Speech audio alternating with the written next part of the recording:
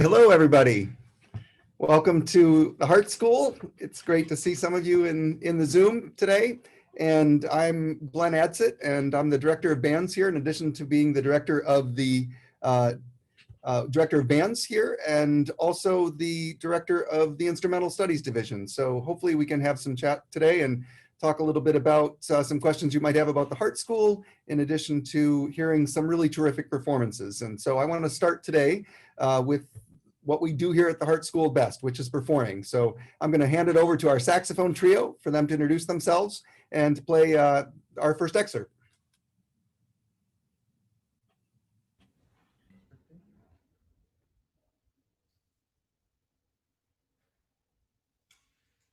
Good evening, afternoon. We are the Nemesis Saxophone Trio, and this evening we will be performing the Partita for Three Saxophones, which is written by 20th century Czech composer Jędřich Field. We will be performing the first and the third movement. The first is called Burlesca, and the third is Capriccio.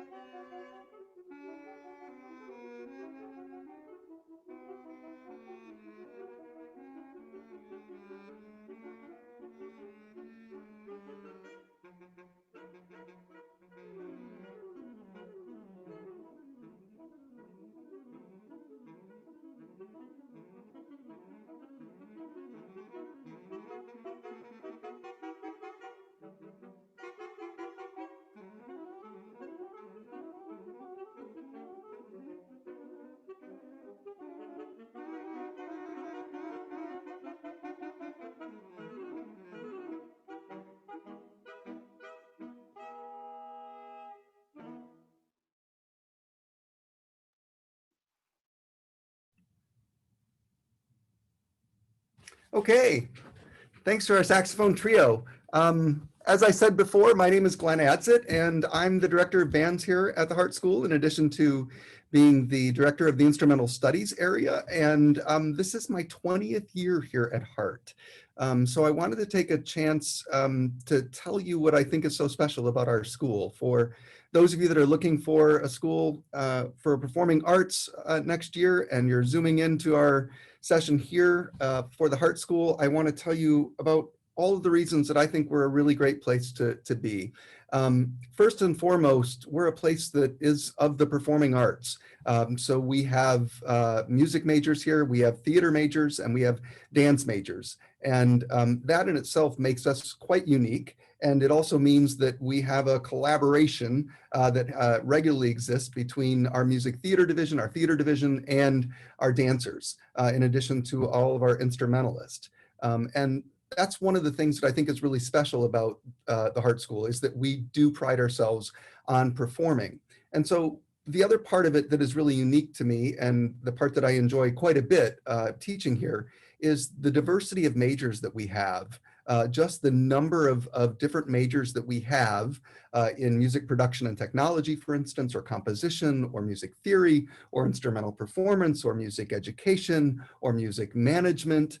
All of these various degrees that we have means that we have a really diverse student body that all are specializing in really unique aspects, in our case, of music. So for instance, the recording that you're hearing today, the performances that you're hearing, are all being led by one of our brilliant engineers, student engineers, who's running the session and making sure the microphones are in the right place so that we sound good. And all of that is just normal for us here at the Hartt School, to be able to look at all of those different majors. And the part that I think is really special about that is that everybody has to pass an entrance exam in their playing ability. You have to reach a certain bar. You have to be a great performer to be here at the Hartt School. And you have to pass that entrance exam that is a minimum level of performance, which will allow you to be a solid citizen of the school and participate as a musician. And I think the philosophy that we have about performing is that if you're going to be a recording engineer, you have to know what great performing is. You have to be able to experience that in order to be able to capture it. And if you're going to be a music education major and you're going to be a teacher, you have to know what being able to play your instrument at a really high level is, in order for you to be able to teach it at a really high level. So all of those things sort of coincide. And the fun part for me sometimes is when I'm in ensemble, when I'm conducting the wind ensemble, and I have all of those majors in front of me. I don't know who's a performance major, who's a music ed major, who's an MPT major, who's a music theory major or a composition major. They're all just instrumentalists to me and participating in a way and making really high level music for us.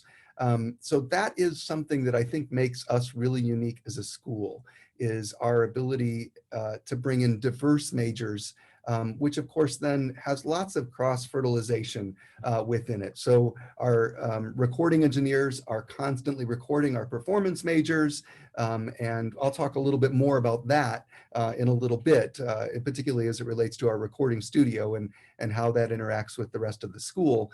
But one of the things that you're going to see during this presentation too, more so here during the presentation, is the emphasis that we have on chamber music here at the Hartt School. Large ensembles are great, and I conduct those, and I am thrilled to do that every day. But there is no substitute for chamber music playing. There's no substitute for raising your musicianship in a way that is through chamber music, because it's soloist. You're out on the edge the entire time. And our chamber music program here is thriving. It's one of the things that I think makes us very unique. Most of our students do participate in chamber music. They all play in that. They get coached every week by our faculty, in addition to having weekly rehearsals with themselves. It ranges from string quartets to brass quintets to percussion ensembles to mixed ensembles, like you're going to hear tonight. So with that in mind, I'd like to go to our second performance, and they'll introduce themselves, and you'll hear our next group.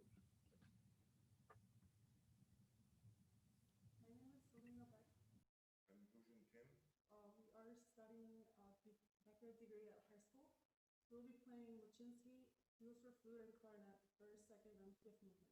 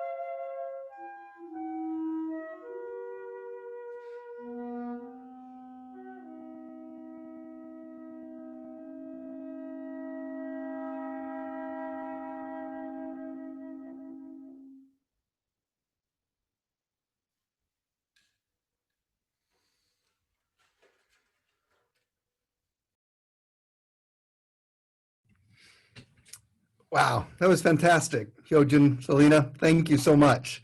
They're just really terrific players, really special people too. So two of my favorite people here, absolutely.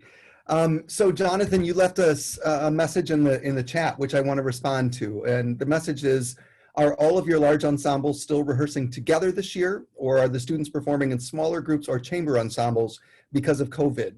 So I wanted to take just a second to talk to you about what we've done in this time of COVID, because not only are there lessons in what we've done for other people to look at and to understand, but there's also, I think, a message in the University of Hartford and in the Hartt School about what we've been able to do. So we are fully back in person in terms of playing and performing. And that's pretty special. There's not a lot of places in in our country right now that are back playing fully in person the way that we have done. And I wanted to take just a second to tell you about that, because it's really been a monumental task since about April of last year, when we figured we were going to go and try and go in person and try and do it as safely as we can. So right about then, I was pretty instrumental in helping to organize basically a task force of people that were going to make sure that we were going to do everything we could do to be as safe as we could to bring students back on campus. And in my other life as a band director, but as the president-elect of the National College Band Directors National Association, we started a study through the University of Colorado that was funded in part by our organization to study aerosols and to look at what happens when wind instruments play, and what do those aerosols do, how far do they travel, and what can we do to mitigate those risks if somebody would be playing a wind instrument and have COVID. So everything came from that one premise, which is, what if there's one person in our rehearsal that would have COVID? How could we then protect everybody else? And so we've gone to great extremes here at the university in general for the safety of our students. So particularly at the Hartt School, what we've done is we've completely upgraded our HVAC system, which is a huge bonus for us. So when we rehearse on Tuesdays and Thursdays, we rehearse for 45 minutes with our large ensembles, and I can tell you a little bit more about that, Jonathan, in a minute. But we do so, and then when we leave the room, we have scheduled air purges that just get all of that air out of the room, and then the next group comes in a half hour after we've completely freshed the air in those large spaces, in addition to all of our practice rooms. So we know, for instance, that our practice rooms purge air in 8 minutes. So we leave them blank for about a half hour so that we're making sure that the air exchange and the MERV 14 filters, 13 filters that we have in our facilities, should there be somebody with the virus, is going to hopefully collect most of those virus particles and aerosols. In addition, you'll see that the students are wearing masks, specially made for wind instrument playing. And in addition to that, there are bell covers and filters that go on the end of each one of those instruments. So that, plus the social distancing of 6 feet for our large ensembles, plus the HVAC system and a reduced rehearsal schedule, means that we're doing everything we can to mitigate as much risk as we can mitigate. And so far, I'm really proud of us, because we've done a really great job in keeping safe and in being able to still be performing. So Jonathan, you asked about the large ensembles. So yeah, they're not as large as they would normally be. So we've been able to split things up in a really individual and unique way. So where we would have, say, 2 kind of orchestras, all in kind of one, but 2 essential orchestras, and then we would have 2 wind ensembles that would make up the large ensemble part of our school. This fall, we have 2 string orchestras that are rehearsing. And then we have 3 small wind ensembles that are all 28 members in scope, somewhere about there. And we have 2 brass ensembles, a woodwind ensemble, a saxophone ensemble, and then a small chamber winds ensemble that's playing the Dvorak Wind Serenade, for instance. And we have broken all of those large ensembles down into smaller ensembles because they make it safer. And we've reduced the amount of rehearsal time that we have on any one person, which again makes it safer. But for instance, we know that being outside is much safer than being inside. So we've had 6 tents erected around the Hartt School where private lessons are taking place, where chamber music coachings are being taught, where we have the brass choir out under one of the tents every Tuesday and Thursday, and that's where they're rehearsing.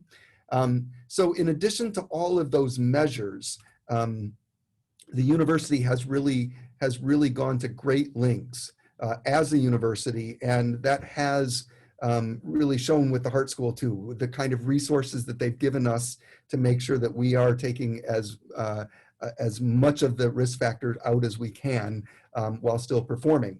So, and we are performing. We're going to be streaming all of our performances out starting next week from the Hartt School during our normal rehearsal time. So, and in addition to that, we've erected a stage outside of our library, the Mortensen Library, where we're giving outside performances for the campus community, which has been a really great thing for us to be able to do. So we can get outside and give a performance for all of our faculty, staff, and students here, in addition to some performances that are the larger ensembles. We're playing Holst D flat suite, for instance, and Holst F suite right now with one of the ensembles, and that will be streamed out to the outside world next week. So indeed, we are performing, and the ensembles aren't quite as large as they were, but following all of the safety that we know, the protocols for COVID, we're doing everything we can do within that safety to be and perform as much as we can. So we're going to go on to the next group now, and then after we come back, I'm going to talk a little bit about large ensembles, answer a few more questions from you. If you do have questions, I would encourage you to put them in the chat, and I'll read them during the performance, and we'll try and address as many of those as we can. Hello, my name is Sandro Ledoux, and I'm a first-year doctorate violin major. And my name is Ina, and I am in the second semester of second year of doctoral in piano performance. We are going to play the Viola Sonata for Viola and Piano by Ulysses Kay. He studied with Hindemith at Yale University, and he also studied under William Grant Still. He was also the first composer of color to be invited to the Soviet Union in the 1960s.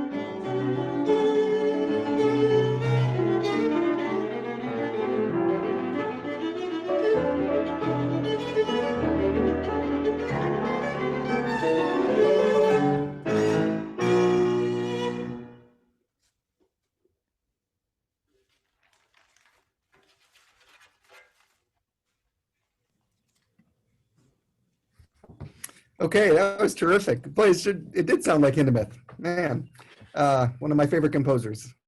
It's the underrated Hindemith. Um, so one of the things that I wanted, we have a couple questions coming in. So we'll talk about the audition process. So Mackenzie, I'll talk about the audition process, and actually Maggie's going to come and talk about that for us so that you know what that's going to look like this year. It's different, of course, this year because we're in this COVID world at this point. So she can certainly tell you about what that process is going to look like. And we had also a question from Nicole. Do you have a rough idea of how many flute and oboe players you're looking for in the fall of 2021? There's no specified number. One of the amazing things about the school is the balance that we're able to achieve because of the diverse majors that we have. And so is there a specific number? No, there's really not. So I would encourage you just simply, to audition. We don't really have a quota system for instruments at all. So hopefully that answers your question. I did want to take a second and talk to you just a little bit about making a decision for college and tell you my story, which I think is a powerful story, and it's something that I've held with for the last 30 years that I have been helping college seniors choose places to go to school, to a school of music in particular.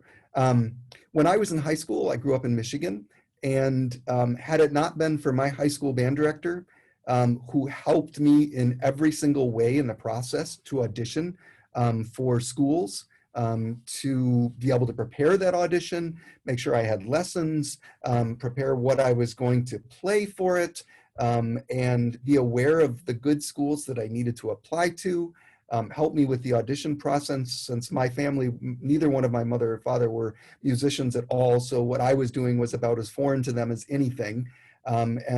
And then actually got me to the auditions. And I was so grateful for him to take the time that was really an enormous amount of time to help prepare me to go to school. And I was really fortunate and lucky that I got into the University of Michigan, where I went to undergrad.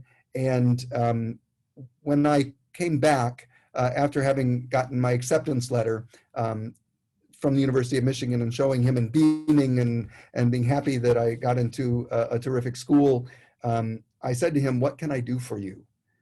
Because this wouldn't have happened without you." And he said, "What you can do for me is you can help all of the seniors that you ever encounter get into a school of music and help them with their dreams." And I said, "Deal." And ever since then, I've been a teacher. And I taught for 7 years in the public school system, where I helped a lot of seniors in my program go on to music majoring.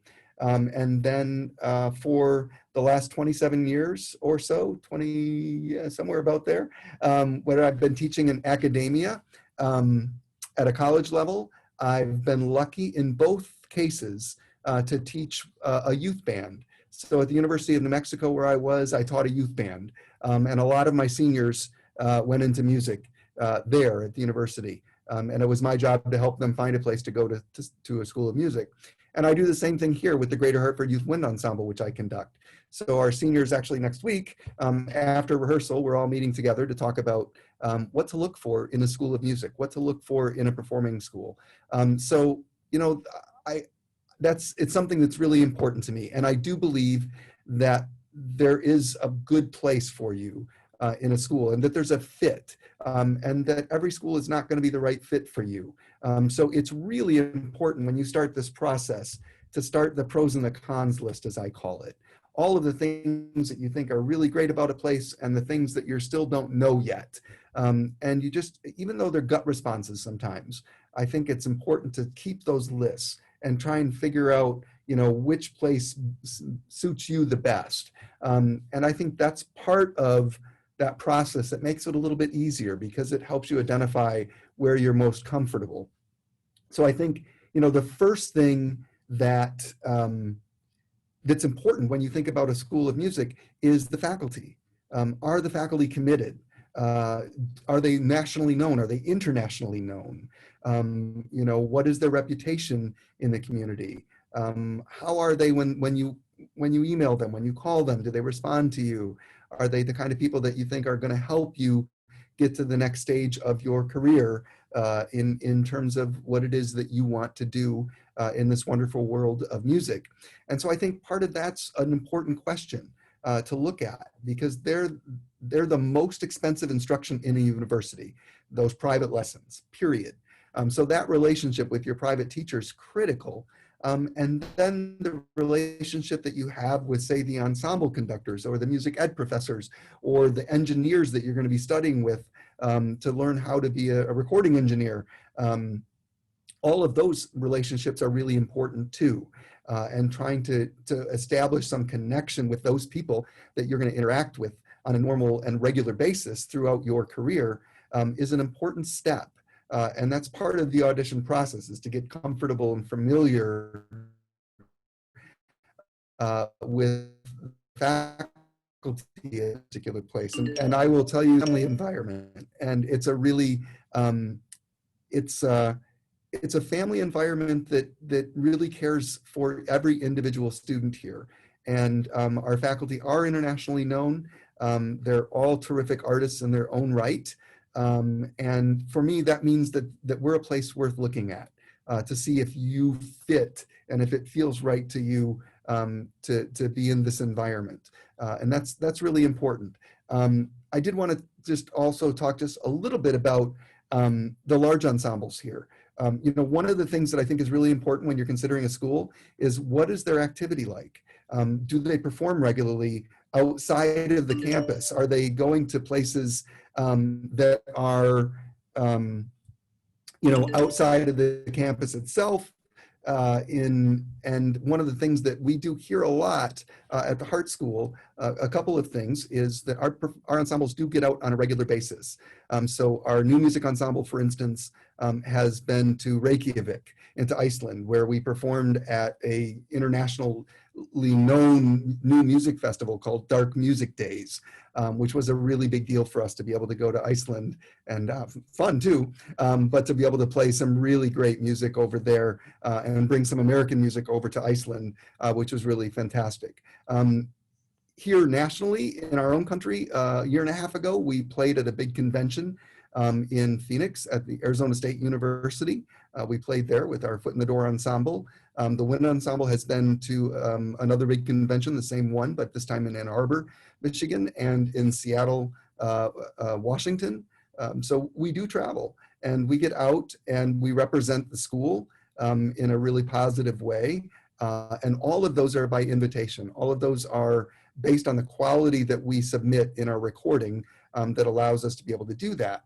And then the other part of that is sort of, what else are they doing? So in our case, we do a lot of recording. So if you go on to Spotify, if you go on to any of the channels and you search the Hartt Wind Ensemble and Naxos Records, you'll find that there are 3 CDs that we've produced over the last few years. And we have the 4th one coming out, hopefully at the end of this year, as we begin to record the last few segments of that, hopefully sometime this year. And all of those have been nationally reviewed. They've been critically reviewed, not only for the performance itself, but also for the recording quality that has been done completely in-house. So this whole project is done by our engineers here. And generally speaking, it's all brand new music, which is something that we do a lot here too. We explore new music a great deal, and those recordings are certainly a big part of that. So that's a really important thing to think about when you're looking at schools, which is, what activity can I find that they're doing in addition to what we would normally do every day, you know, at a school of music? Are we getting outside of our walls and performing at different places? And what is the reach of their faculty? Are they in, you know, in our case, in New York a lot or in Boston a lot performing? And all of that experience really does mean something for you as a student, because you're going to be interacting here, particularly with artists who are performing their craft on a daily basis and on an international basis regularly. So that's my pitch. That's my pitch to the Hartt School and to the amazing colleagues that I have that are really committed teachers, but also fantastic performing artists. So I think we're now going to hear another excerpt, perhaps our last one, and then we'll answer some questions that we have in the chat about some of the audition process this year, and I also see a couple of other questions. So without fail, here's our trio. Greetings and welcome. We are the Torzetto Trio. My name is Sanaj, and I am a first-year doctoral student majoring in violin performance. I will play first violin. Diana is a sophomore majoring in violin performance. She will play second violin. And Morgan is a first-year master's student majoring in viola performance. We will play the viola. We will perform the first movement of the Torzetto Trio, Opus 74, written by Dvorak. Please enjoy.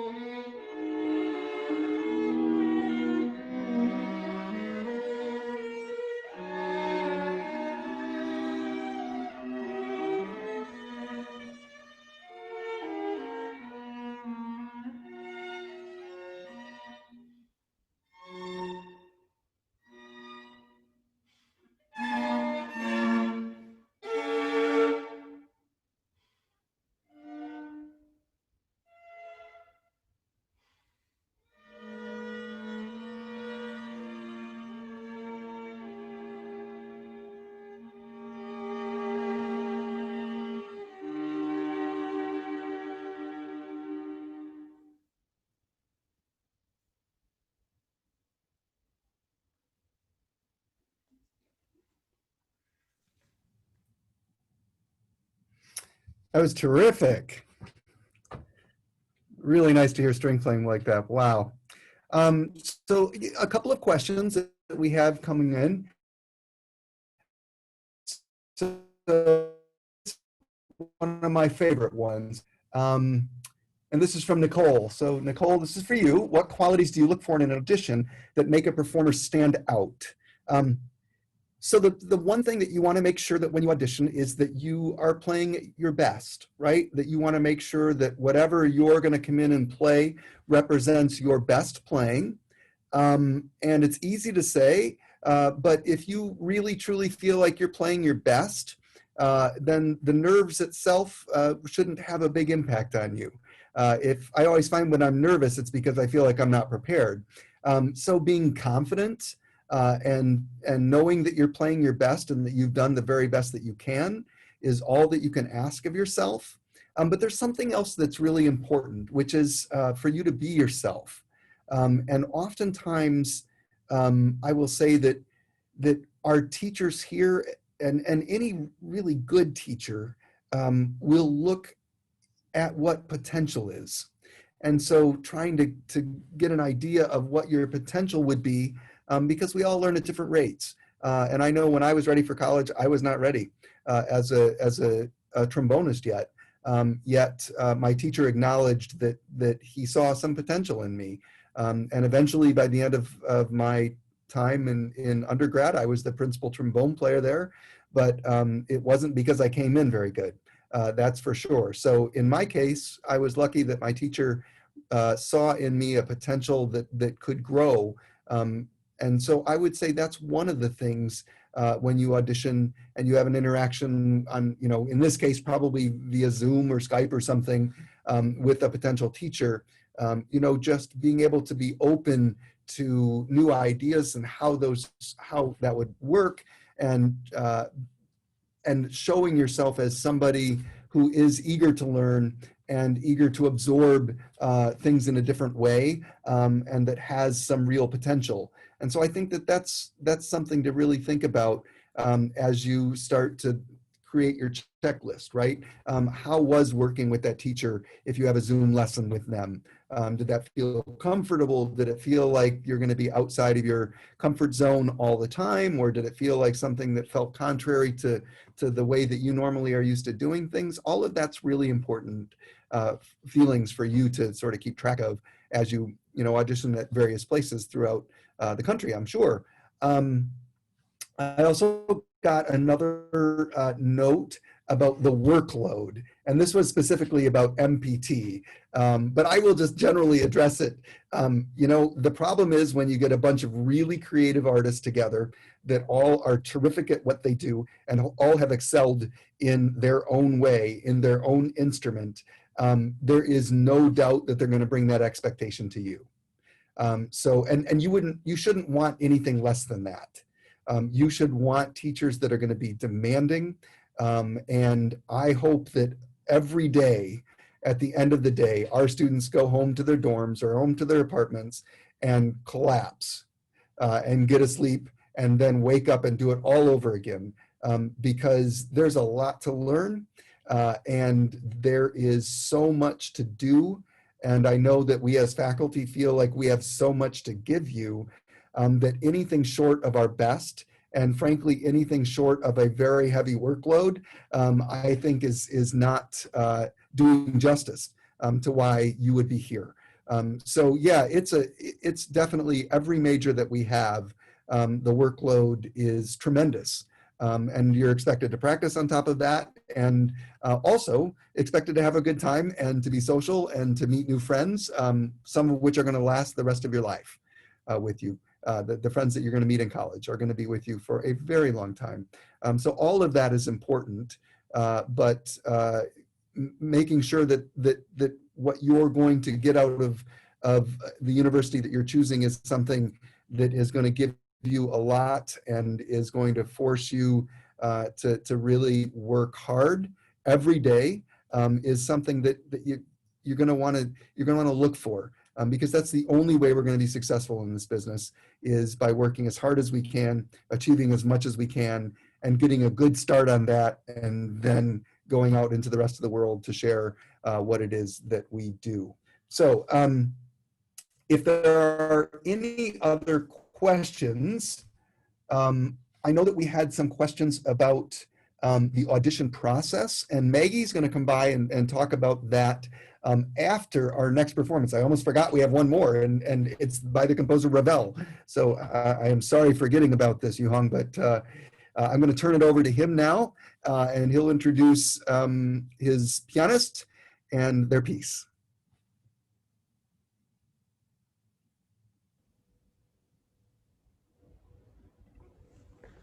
Good evening, my name is Yuhong Chu. My name is Shijing Yang. Today we are going to perform the piece from the Ravel, Pavane for a Dead Princess.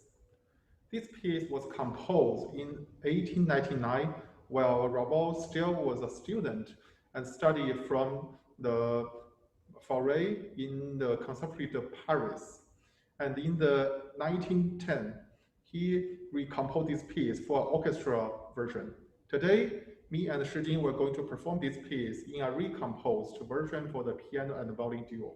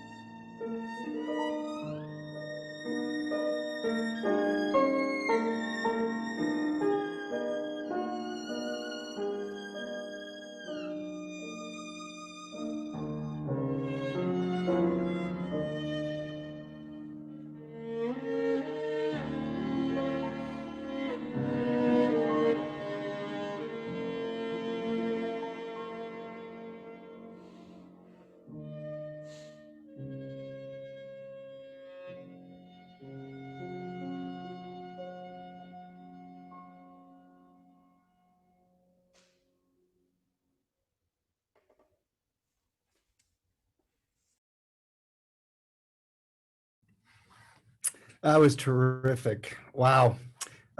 We could all use more music like that in these times, can't we?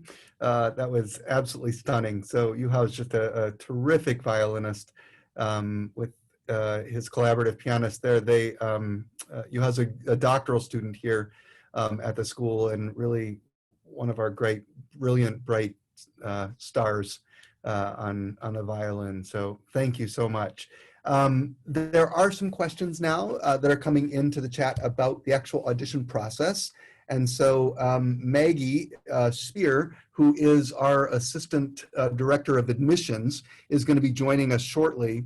And she can sort of talk through all of the process of auditioning for this year, which is unlike any other year that we've had, considering that everything is virtual now. And not knowing, what that time frame is going to be like.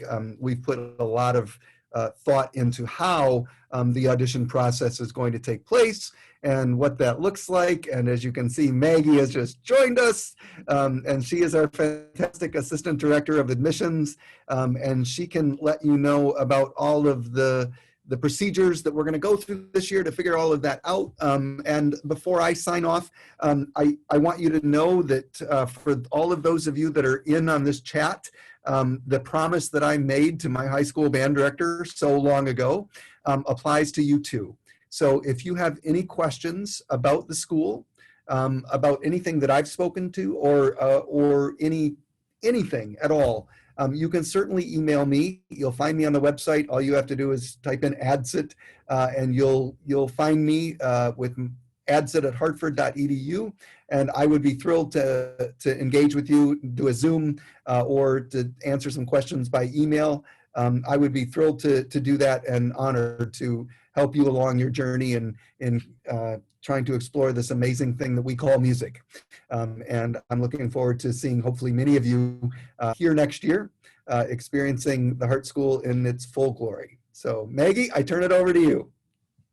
Thanks so much, Professor Adsit. So I echo Professor Adsit's sentiments in the idea that we are here to help, and that is our job, to help you navigate this process, which for music school, especially if you are coming from parents like Professor Adsit or mine who didn't have the experience of studying music, it can be overwhelming at times. So know that there are resources at every university, and that's what we're here to do, is help you navigate this. So it is a very special time. I think that we've all heard the term unprecedented more times than we care to hear it.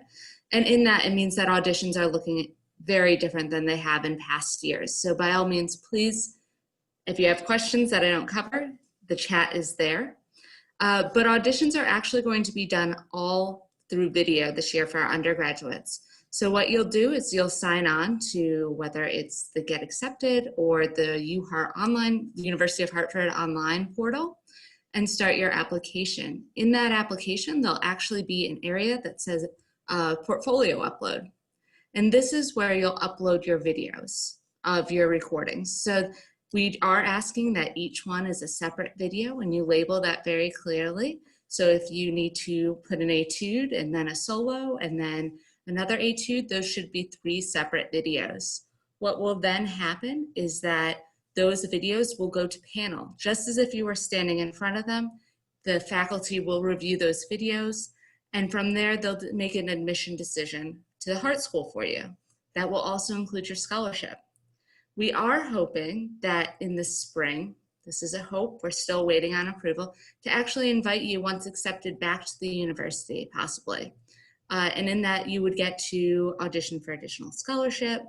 And if we can't have you back, we are looking at ways to do this virtually in real time, so you have that experience of talking with a faculty member.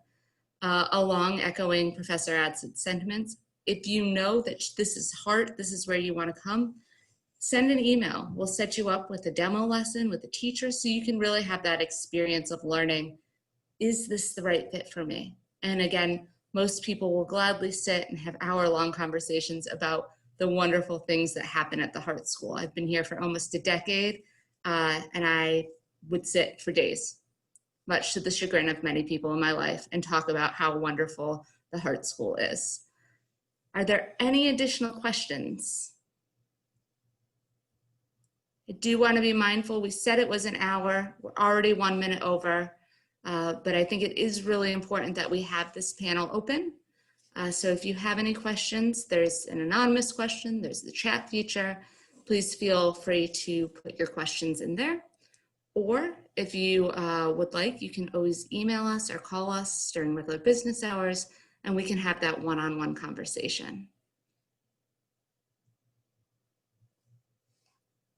I will sit in silence, which is a challenge for me, for about 2 minutes and see if any of you have any additional questions. If not, I hope you guys have a lovely evening. In Connecticut, we're getting rain tomorrow, which is great.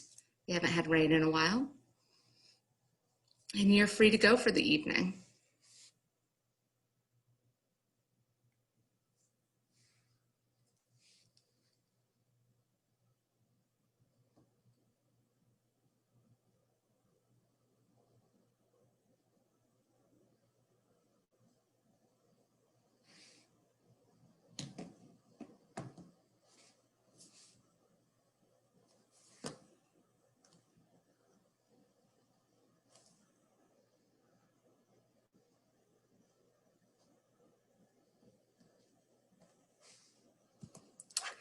Applications are actually open right now, and if you apply prior to November 1st, there are no fees. So if you wanted to submit those tomorrow, be our guest, we welcome you, and we'll start reviewing those shortly.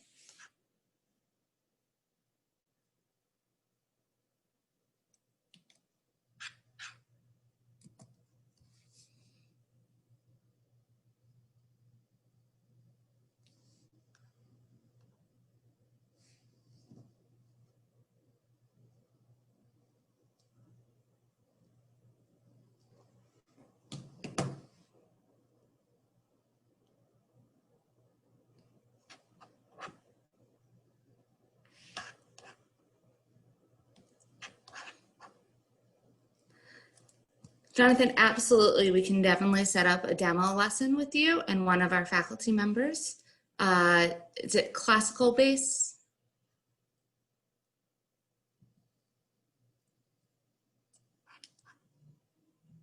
I'm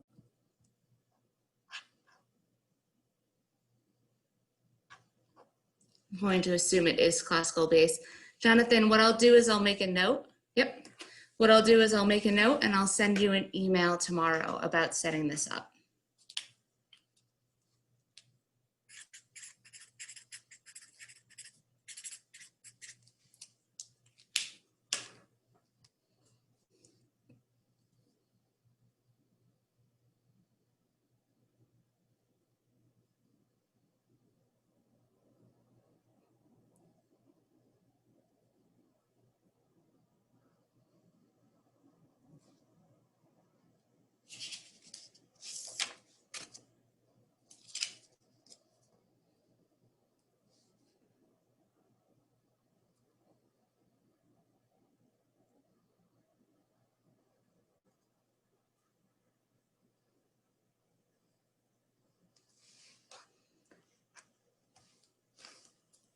Awesome, Jonathan. We can talk tomorrow via email, and we can talk about what might be the best fit for you here at the University of Hartford and the Hartt School.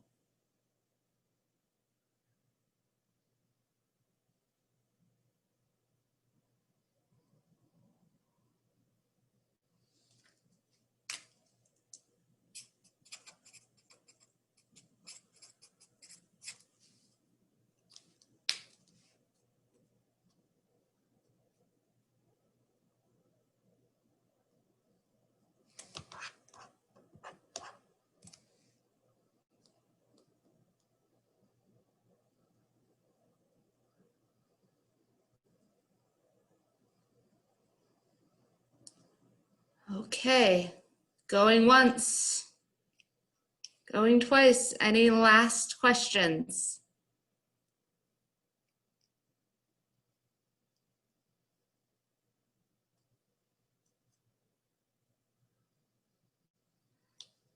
Thank you so much, everyone, for your time and for joining us. I hope that I do get to actually see your faces, maybe in a Zoom call or hopefully in person next year.